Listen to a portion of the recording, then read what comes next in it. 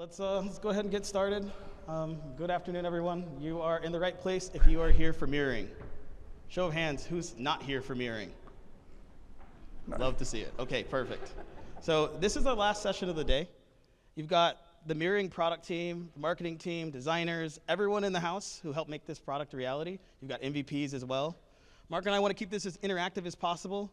As a result of that, we brought up 2 customers who were part of the early preview. Greg, Jacob, if you don't mind just raising your hand quickly.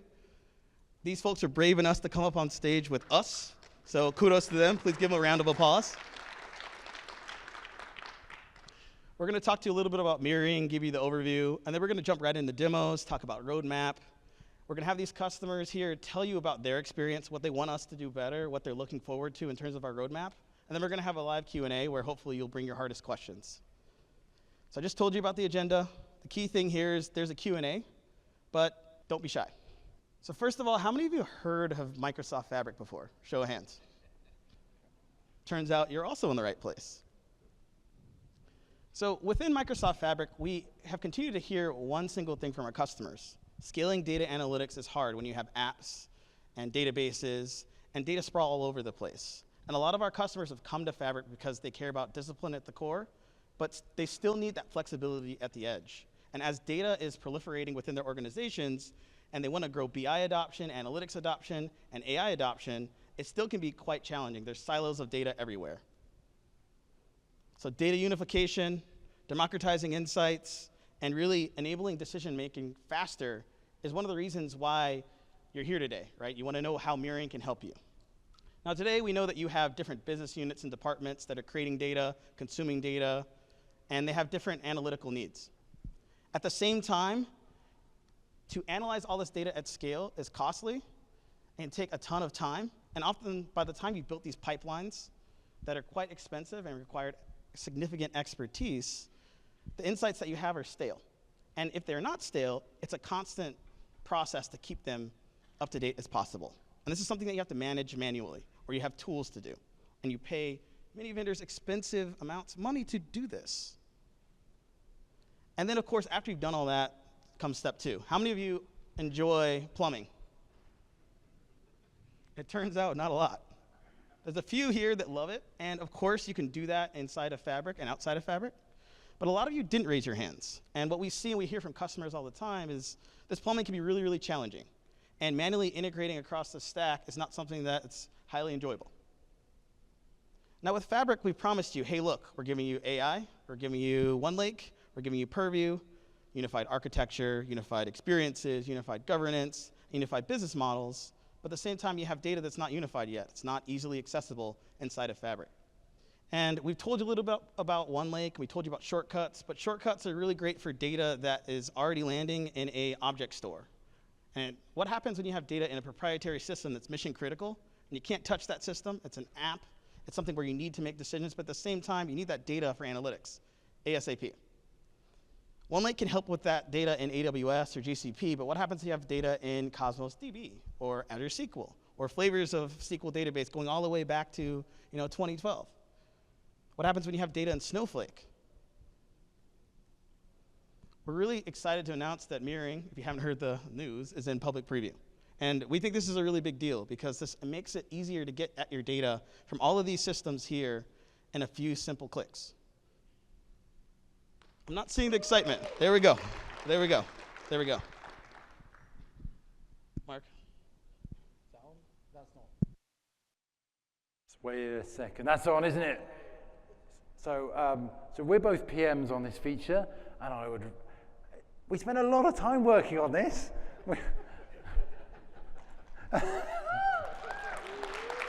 Yeah. About that much, that's about the right amount of time we spend on it. So who wants to see it working? Because today, and you can shout, it's fine. Heck, good, thanks Dad. So we're gonna show you, if it works, and we've had a few issues with the Wi-Fi, so we do have a backup video, but we're gonna show you Snowflake mirroring that you can actually go on and do right now. So you can go to Fabric and you can do this today, as of this morning. How many of you use Snowflake out here in the audience? Ooh. A good amount of hands. Fantastic. So what we're going to show you is something that you can do for $0. Or if you've got Cosmos. Oh no, stop. Teams. Naughty teams. Okay, so let's show you where we are. So let's do a refresh. So hopefully if the Wi-Fi is good. It's a little slow. This is not the speed of Fabric. This is the Wi-Fi, just so you know. Has nothing to do with Fabric. Okay, good. All right, we're going to create a workspace. So who's played with Fabric? Oh, okay, so let's go and create a workspace. So let's go into a workspace. Workspaces. Add a new workspace. And what should we call it?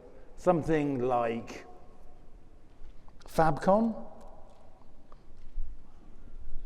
Right. Oops, I've already got one. Let's call it FabCon 3, because I might have already created another one. All right. So very simply, just creating a blank workspace. That was really easy. Anyone can do that. So let's now show you where you can see mirroring. So go down here, more options. So can you see that at the back? Yep, good, I can see some thumbs. Down next, oh, didn't mean to do that. Okay, there we go. And Mark is showing something really interesting. He's in Power BI right now. How many of you use Power BI and have Power BI Premium? So what he's showing you means that if you're using Power BI Premium already, you already have access to mirroring. And by simply saying you want to see and create more objects, you can now create a mirrored database. Don't they need to turn it on? They should turn it on. Okay. You definitely should turn it on. So you might have to be really nice to your Fabric admins or your Power BI admins. Get them a cake, get them their, a sweet, some donuts, whatever their thing is, and then they can turn it on. So they just go into the capacity admin or the tenant admin and just enable it for just you, none of your friends, because you're the most important person. So get them to enable it for you, and then you can then do this today. Also, if you have a trial capacity, it's automatically enabled. So just get them to enable trial capacities. That's the other way around. So under the warehouse, we now have these new things called SQL, mirrored Azure SQL Database. Who likes Azure SQL Database? Maybe. All right. No one likes it. Who likes Snowflake? Less people. That's interesting. Okay. And Cosmos. Oh, interesting. Okay. I would show you Cosmos, but no, my demo is on Snowflake. So we can pick Snowflake. All right, that was quick. That's a good bonus. What should we call this? We won't call it Jefferson. We'll call this Snowball. Actually, we'll call it Snowball 2 because it's Lisa Simpson's favorite cat. Okay, I'm going to zoom back out. And now, this is live. Real. Just to, so that delay is just, it isn't like something I've added into video to make me look clever. So I click on Snowflake Database, and then all I need to do is put in some details. So it wants the server name, and it wants my warehouse. So the thing to do is go across, and obviously I put it in earlier. So I put it here so I can cut and paste. Never type in a demo, it will always go wrong. I'll paste this in here. So that's just the server name. Snowflake can be anywhere. We don't care. So it doesn't matter. It can be Azure, Google, AWS. Let's get the date. And who here are Microsoft people? Not the Snowflake people. So no one likes Microsoft. You are really in the wrong place, aren't you? So Microsoft SQL people who know databases and warehouses. Okay. If you're going to play with this, just be really, really careful. The warehouse here is not a SQL database. It's not the database name. It is a compute. It is a Snowflake warehouse. This caught me out for two or three days, and it's quite embarrassing. I had to go up to someone and say, look, it doesn't work. Can you tell me how this should work? And so they told me what it should be.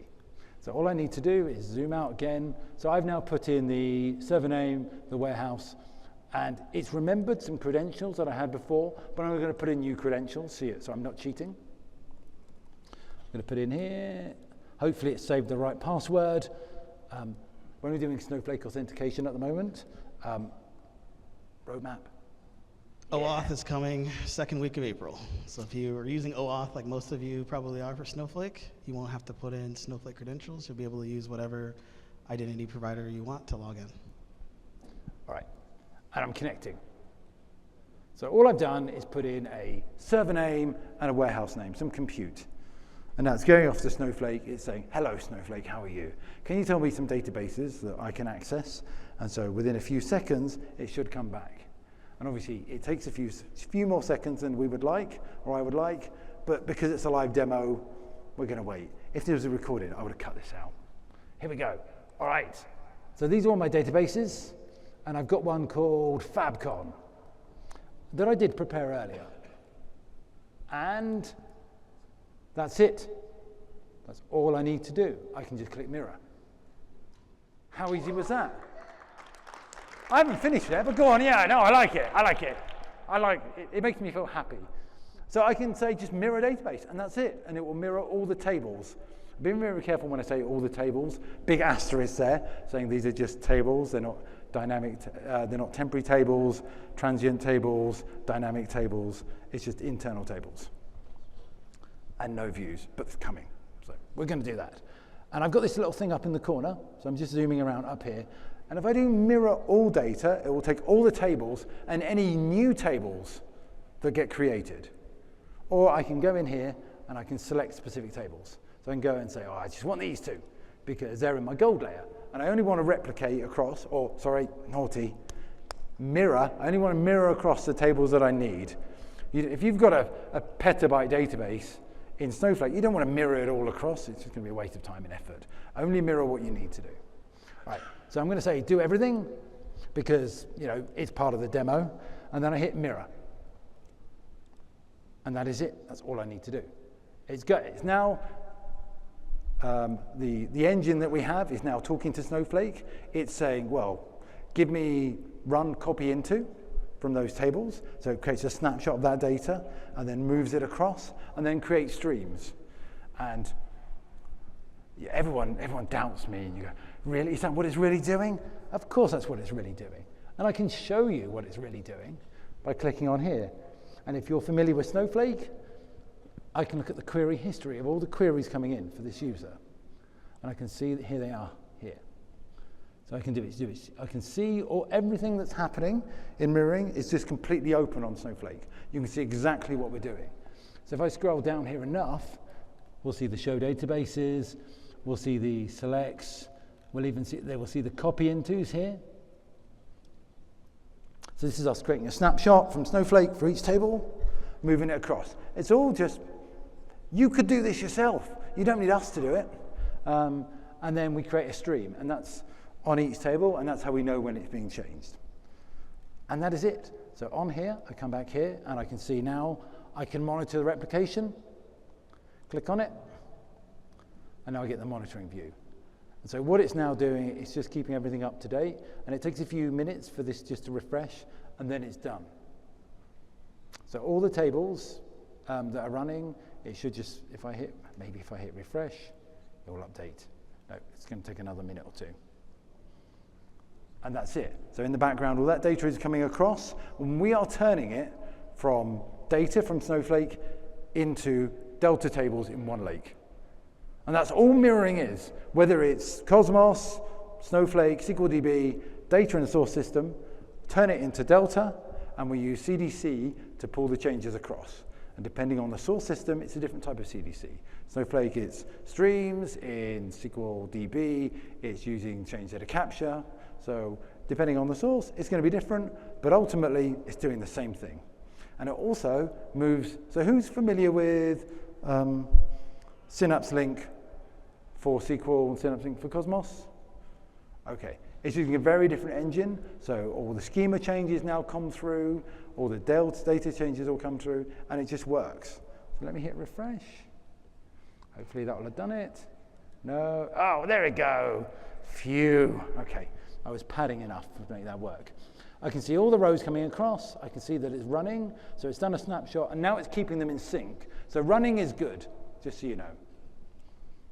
And then if I click up here, mirrored Snowflake, I can now go to my SQL Analytics endpoint. and the tables just appear.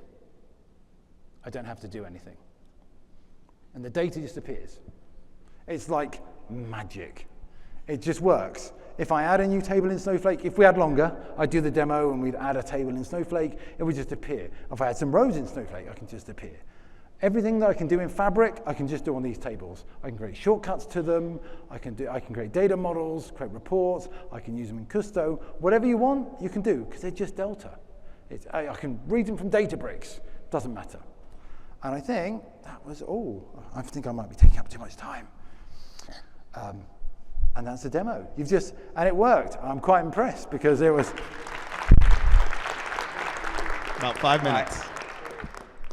Now you can do this today. All right. So part of what you've seen is, so on the right-hand side, we've got your existing Fabric. You've got your compute engines and your data, your shortcuts, bring stuff from Google, from Amazon, and now we're just bringing data across from Snowflake and Cosmos DB. And here's a lovely little diagram of what the architecture conceptually looks like, just so you can have a look. So it's very, very simple. Source database. We call it no ETL. It's really ENL. There's a tiny bit of T in there if we have to be truthful, but forget about the T. We're just taking data and we're just moving it across. And that's it. It's really simple. Anything that happens in Snowflake and the source system, just exactly the same thing, then it appears in Fabric. And I think we've done the demo, shortcuts, we'll get through that. And now it's time for our first customer spotlight. Let me just turn yourself off. Introduce yourself. And, thank you. Go on. My name is Jacob. I'm from AP Pension in Denmark, and I have a presentation tomorrow. But this is an opportunity to talk about one of my favorite subjects, which is getting data out of Cosmos DB and making it ready for analytical workloads. And you think it's a joke, but it's actually one of the things that I'm really, really passionate about, especially with deep nested arrays. So if you think that JSON is boring, this will be a tough 10 minutes for some of you, but we'll get into it. Democratizing data is very important when you're building a data platform. So the data platform in AP Pension, I have a team with me who looks pretty much like any other data platform team would. So I have some engineers and analysts, and I have some people who are doing the agile stuff. The more important thing is that we're a pension fund, so we have some actuarial people, we have some investment people, we have some very skilled people who are building their own applications and who are doing some of the interpretations of the data together with us. So I call them my co-creators. So these are people who build prototypes of data. I make data available for them. They build prototypes and we make them enterprise afterwards. So those are my co-creators. They use some tools. I have my advanced users. Those are people who use data from the data platform for their own applications. They have another set of tools. They don't move data back into the data platform, but they use data in an advanced way. And then I have my citizen developers and my users who use Power BI and Excel and SQL like you would normally. These people have no concept of JSON and Cosmos DB and all these things that we've been talking about, and they shouldn't. So my job as head of data platform in AP Pension is making these data available for them in a format and in a way so they can use their own tools for doing whatever they need. So I'm sorry about this slide, but not really. It's just to try to explain how data is created. So this is actually from the documentation of one of our systems, where there are 4 components that had a lot of pods that generate a lot of data that is collected in SQL and in Cosmos DB. So in the old days, or before Fabric, before mirroring, there was kind of a process for getting data out, and I've actually implemented this, and it was horrific. So what you needed to do is you needed to have a change feed on your Cosmos DB. You need to have an Azure function reading the change feed. If you wanted some security, you need some event hubs to kind of be a buffer.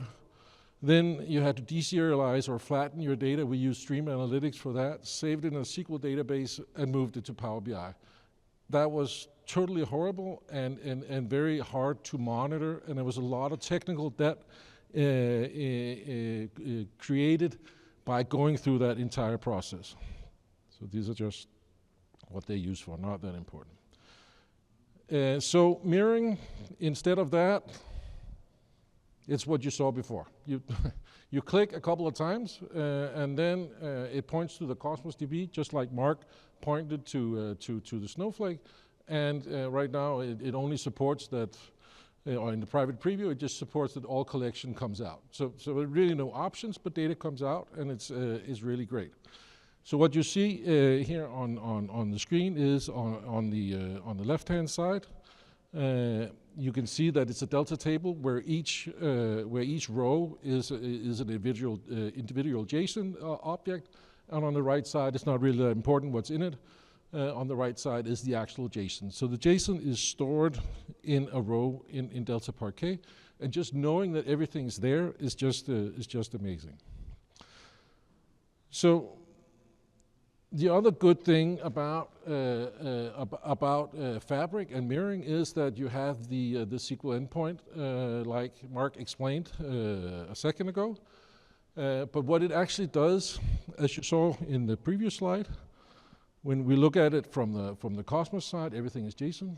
But the second that we switch to the SQL endpoint, the first level is flattened out of the box. So if your JSON is relatively simple, you already at this point have flattened data available for all the users that I mentioned before, available for them in Delta Parquet, but also available for them via the SQL endpoints. So right out of the box, you have a lot of business value already here. What you might have seen in one of these, maybe you can see one of them is kind of a tuple. My commitment owner, there's some JSON that is kind of in there that we need to extract. So utilizing the SQL endpoint, you can directly in your SQL endpoint build a view, and here I've used the function JSON value to extract some of the data from there. So out of the box, without really doing very much, data is mirrored. I've built a view on top of that. So now I have some users, some of these co-creators, who can access totally flattened data directly on the mirror the way that they want to. So now we can begin working together and figuring out what do we need to do with these data. So the last couple of slides I have here becomes a little more complex because our JSON is not just easy. So our JSON has deep nested arrays. So we have a customer. This customer you probably have in your own pension fund. You have a customer, you have a policy, and there's some coverages, and there's some account balances, and there's all kinds of stuff going down through this, going all the way down through this JSON that comes in. So actually working with this kind of data is pretty hard, and we've tried to figure out what to do. It doesn't make sense to do this with views like I did before, because that would just be too heavy to try and do this in real time. So what we've done is we've actually built some Spark notebooks that out of the box unpacks JSON based on what it gets and introduces keys. So with the Fabric, inside the Fabric workspace that we've been working here, we have tested this, and we can actually deserialize or flatten 500,000 documents in 4 minutes with totally out-of-the-box standard Spark, or just written in PySpark. So depending on the use case, now we're talking about democratizing siloed data. I've taken something that was totally unapproachable for all these different type of people, and I've moved it in to several tables where I've kind of built something that makes sense for them. in kind of a star schema for the users who are going to use the data that comes out of these systems. So this is my last slide, and I won't use very much time on it. Just want to point to out here in the left-hand side of this. This is the enterprise fabric that we are working on. So we've built a POC on this, and we are moving into the MVP phase of building an enterprise data fabric. And this is a topic for a whole talk that I have tomorrow. We have 2 load patterns for ingesting data right now. So mirroring is definitely going to be one. We are very excited that it's gone into public preview, because it's only been private preview up till now. Very excited to see all the things that we've been talking to the product groups about. And the other one is ADF, so we can move data in. But like somebody has said earlier today, maybe you heard it, that mirroring will be without cost for the storage and for some of the compute. So I'm saying, why should I do the ETL or the ELT if we can remove the E and the EL and take that get that out of the box for free? So that's it for me. Yeah. Great, thank you.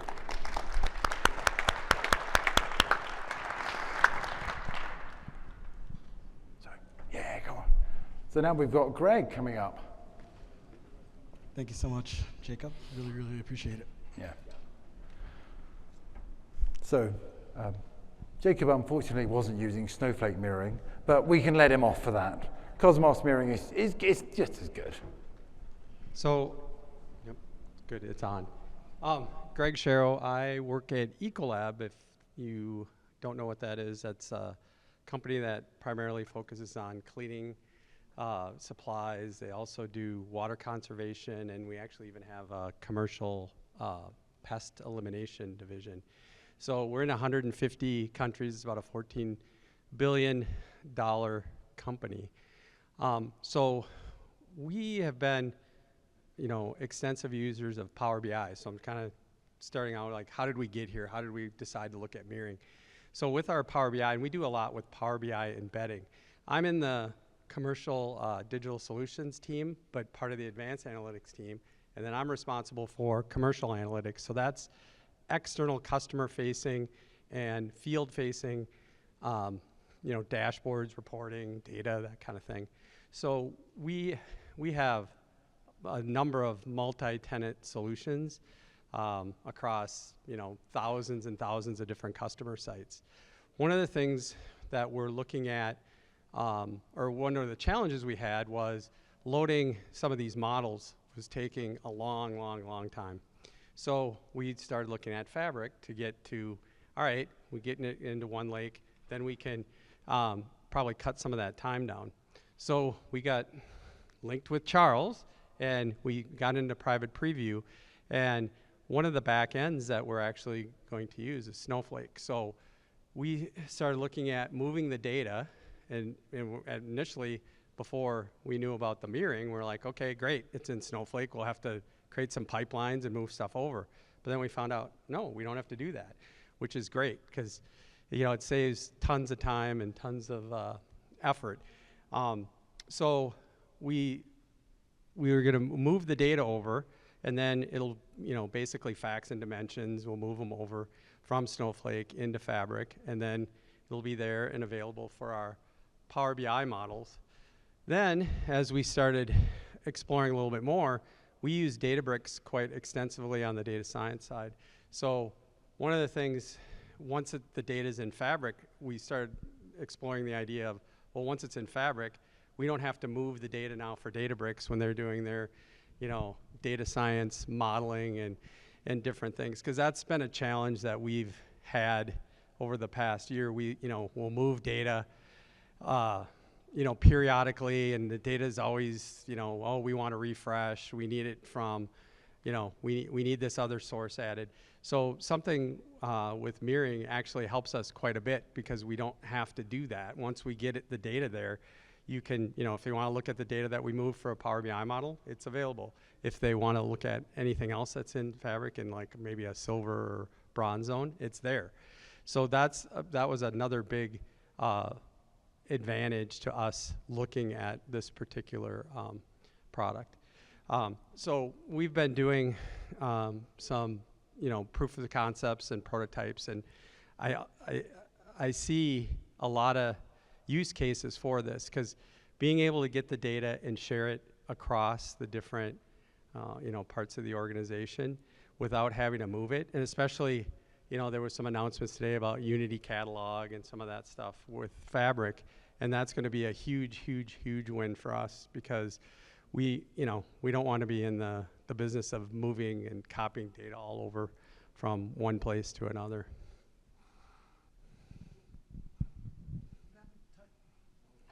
What's that? You haven't touched any of your slides. So what was the main thing that you found after playing with Snowflake mirroring? As far as?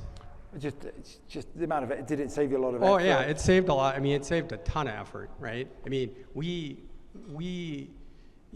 typically used to having to create pipelines to do lots and lots of movement, right? Anytime we need data from A to B, we have to move it. But in this case, we didn't have to do that. So some of the issues, or not issues, but challenges too, right? We've been working with the team on, being able to support views and some of the other different types of, semantic pieces that we need for our different use cases. Because again, in our Snowflake environment, we typically, it's managed by a different part of the organization, and we don't touch the tables directly. We touch the views, or that's what we get them access to. So that's a piece that we need to look at. So, yeah, that's something that we are working on. All right. Well, thank you. That was great. Thanks. Cheers. So next up, I've got 2 mics. One more than I need. You have to keep that one far away. Hi, everybody. My name is Marcia Pierce. So just a little bit about me. I am a data engineer, right? I'm a data architect. That's what I've done for most of my career. I work for a lot of really large companies, and for the last 8 years, I am not currently there now, but I managed the data and analytics team at an infrastructure company called Pure Storage. And one of the really interesting problems that we were always looking at was this problem of data gravity and data movement. Like, I would run into customers all the time that would talk about their data pipelines. It was something that I experienced as a customer, right? About these complex data movement processes that we had, where we had data failing. And we had silos of data, right? I had my Oracle system, I had my Postgres system, I had my data warehouse, and then we decided to get a data science team. And they're like, we're gonna get rid of your data lake. I didn't get rid of my data lake when I moved to the cloud. I had to create a whole separate data lake just to move data from on-premises to the cloud. So I had this problem of proliferation of data. And I was gonna be the short one. I am short. But, and whenever we talk about these silos of data, everybody thinks that's like the problem. It's really the problem, I call it the Rube Goldberg machine, of the movement of data that you have going on in your environments, right? You're spending a lot of time and resources and teams building out these complex processes. As we were talking about the ETLing of data, I hated ETL for a long time, and I was like, get rid of the T part of that. You only want to extract and load your data, because how many of you guys have been like trying to like troubleshoot some kind of analytics process, and you have to figure out who in your team transformed that data wrong? Where did that provenance come from, right? Where did you get that data? That's a problem that everybody has, and let's be real. Our ETL teams are usually not our most experienced team members, right? That's where a lot of us started out when we got going, and there's a lot of, like, I call it like telephone games going on when you're trying to get those formulas going on for your transformation. So the more quickly you can load that data as is and keep up with that, the better you're gonna have outcomes. And for the last couple years, I've been working with customers to use infrastructure to meet that. I couldn't replace your streaming analytics processes, but what I was working with customers on was when this whole like complicated process failed, and you had to have like an 8-12 hour outage while we reseeded your data, we were helping customers like quickly reseed that data, right? And we were talking about how you were gonna get rid of that compute, all that heavy load that you were putting on the network reseeding that data. Like, we don't tell infrastructure people as DBAs about like the fact that we took our production copy of our database, that large data set, and moved it 9 times to like 20 different places, and now it's 20 times the size that it originally was. And we also don't talk about how we spend a lot of time when we're developing analytics and reporting redoing things, because when we tried to work on it in our lower environments, we had subsets of data, right, that weren't accurate, that didn't match the skewing that we had going on in our production environments. And so you're told that it's a one-to-one relationship, that's what it's gonna look like, there's not gonna be data anomalies, you didn't account for it, you work on your BI reporting, you bring it to production, some executive looks at it, does a drill down, and thinks, hey, you're not the most brightest person in the world because now your reporting doesn't match and everything's not adding up. And then you have to go back and try to recreate that issue in your lower environment and reseed that data. And it's a rinse and repeat that happens. And what we found was that once we could start speeding up that data pipeline, that whole rinse and repeat cycle went away. Right? But what you were doing was leveraging infrastructure to help kind of do that. And that streaming process was still complex, still failing a lot, and it was hard to monitor. I can tell you, just as an end user of reports, that I would go look at our analytics, right? We had data in Snowflake, we had some sitting up in AWS, some sitting in Azure, and some on-prem. And I would try to do we had Power BI that we were using for reporting, and I would try to look at some data, right, some sales numbers that we had. And I'm like, this isn't quite accurate. I know this doesn't add up. And it would turn out that one of those processes had died, right? And somebody had to go fix it, and nobody knew what was going on. So you're also making really kind of bad business decisions off of that data. And so lately, right, the last couple years, I've been looking at who is answering this next problem. And I think there are a couple companies that are really looking at this, and one of them is Microsoft and Fabric, right? Those integrations that they're doing with Databricks and Snowflake so that you can have your data all in one place, right? You're simplifying that architecture. Nobody is really excited about doing ETL, right? That's not what any of us want to do when we're analyzing data. We want to get to the value and the insights that our data is giving us. And that's really what this whole mirroring integration is really getting you the ability to do. Is quickly go focus on the things that you want and not worry about the movement of your data, right? You're going to be able to POC your data, you're going to be able to get it to your end users quicker, and I really am excited about what they're doing in this space. And that was really kind of what I wanted to share to you. I talk to customers all over the world. This is an issue that all of us are dealing with, and I think it's going to be an issue that's quickly going away for a whole lot of us. And I'm going to hand it back to you guys.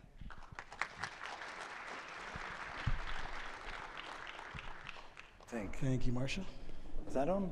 So I just wanted to mention that for about 2 years at Microsoft, I was doing a lot of migrations from whatever it was to Gen 2. And a lot of time I'd be going, Snowflake competes. And you should see the look in people's eyes when I say, no, keep your Snowflake. We love Snowflake. Snowflake's amazing. Because that's what you need to get mirroring working. Oh, okay. Is everyone ready?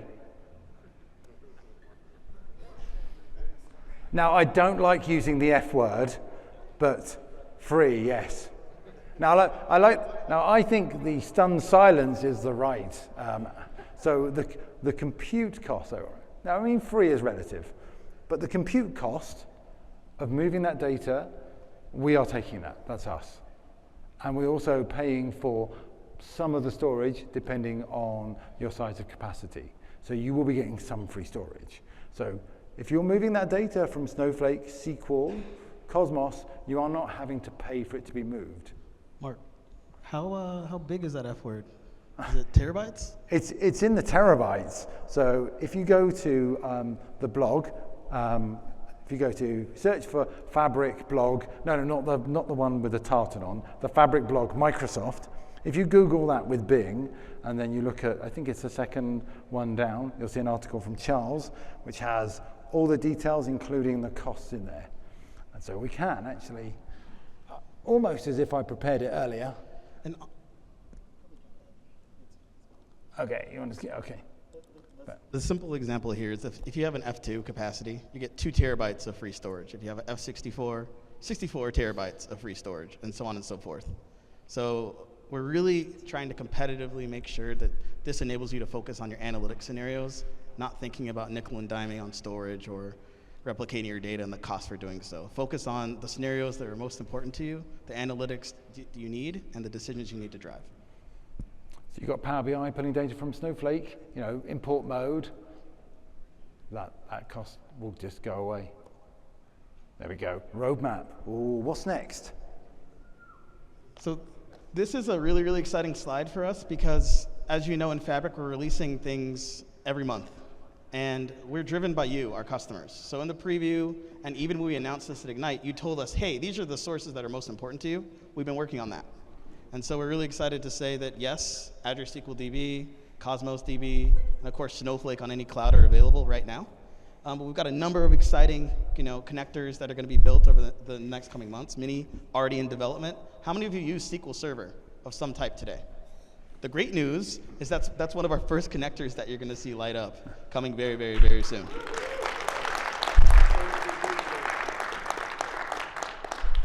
The next question is, how many of you use Oracle?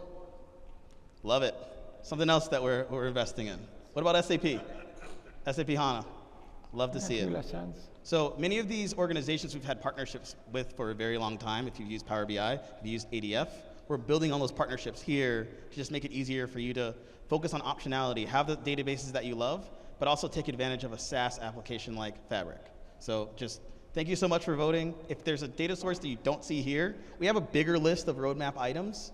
And of course, vote on ideas.fabric.com and let us know what's most important to you. We use that every month to plan and figure out what's next. Now that we're in public preview, people can now go onto ideas. Before they couldn't. But now, if there's something you need, there's a source, or there's a bit of functionality we haven't covered, then please put it in. We look at that feedback. It's really important to us, that feedback.